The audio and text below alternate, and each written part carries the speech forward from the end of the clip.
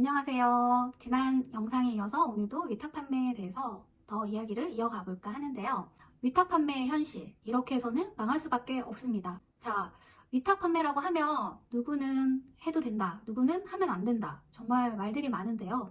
과연 누구의 말을 들어야 할까요? 저는 이 중에서 이런 분들은 위탁 판매를 망할 수밖에 없다고 100% 장담하는데요. 어떤 경우가 있는지 한번 체크를 해볼까요? 첫 번째, 위탁 판매 쉽다고 생각하시는 분들. 두 번째, 하루에 한두 시간이면 월 몇백은 그냥 벌 거라고 생각하시는 분들. 세 번째, 아무 고민 없이 도매국 상품을 그냥 대량 등록하시는 분들. 그렇게 한두 달 하고 나서 위탁 판매가 안 된다고 얘기하시는 분들 진짜 많거든요. 근데 이런 분들의 얘기는 귀담아 들으시면 안 됩니다. 진짜 위탁 판매가 안 될까요? 아닙니다.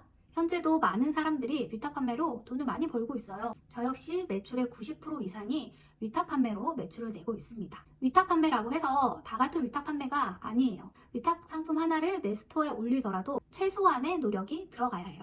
대량 등록하면 왜 안 되는지 한번 생각해 볼까요? 내가 구매를 할 때 어떻게 구매를 하는지 역으로 생각해 보면 바로 답이 나옵니다. 네이버나 쿠팡에서 어떠한 상품을 검색을 했을 때 너도 나도 팔고 있는 상품을 구매할 때는 다들 어떠신가요? 그 중에서 가장 저렴한 상품을 찾아서 구매를 하시겠죠? 자, 그게 아니라면 다른 판매자와는 다르게 보이는 뭔가 좋아 보이는 것을 구매를 하시겠죠. 혹은 상품에 대한 설명이 너무 상세하게 잘 되어 있어서 이 판매자에 대한 혹은 상품에 대한 신뢰도가 있어 보이는 것을 구매를 하실 겁니다. 자, 마지막으로는 다들 많이들 중요하게 생각하실 건데 리뷰가 많이 달린 것을 구매를 하실 거예요. 그러면 내가 내 스토어에 복붙해서 대량 등록한 내 상품은 누가 봐도 살 이유가 없습니다. 똑같은 썸네일과 상세 페이지로는 가격으로밖에 승부를 볼 수가 없어요. 도매구 상품을 네이버에 검색해보면 최저가보다도 더 비싸요. 그러니 당연히 경쟁력에 떨어질 수밖에 없습니다. 자, 그러면 위탁 판매 도대체 어떻게 해야지 판매가 되는 걸까요? 답은 너무 명확해요. 차별화를 해야 합니다. 자, 그럼 차별화라면 어떤 게 있을 수 있을까요? 첫 번째는 상품의 구성을 다르게 가져갈 수 있어요. 예를 들어 물티슈를 판매를 한다고 가정을 해볼게요. 물티슈만 판매를 하는 것이 아니라 다른 판매자들은 판매하지 않는 물티슈 케이스를 같이 옵션으로 붙여서 판매하는 방법이 있을 거예요. 생각해보면 구성을 달리하는 방법은 여러 가지 다양하게 있을 거예요. 두 번째, 썸네일 및 상세 페이지를 가공합니다.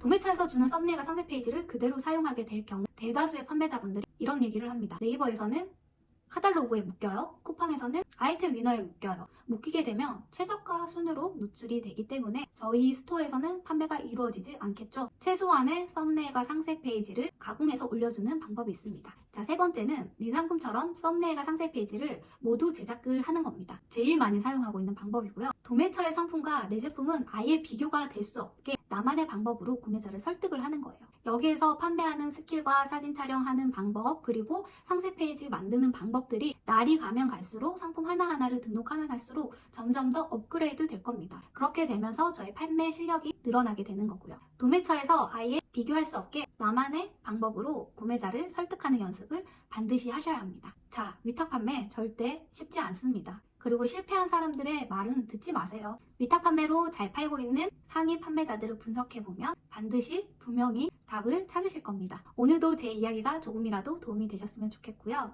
다음 영상에서 뵙겠습니다.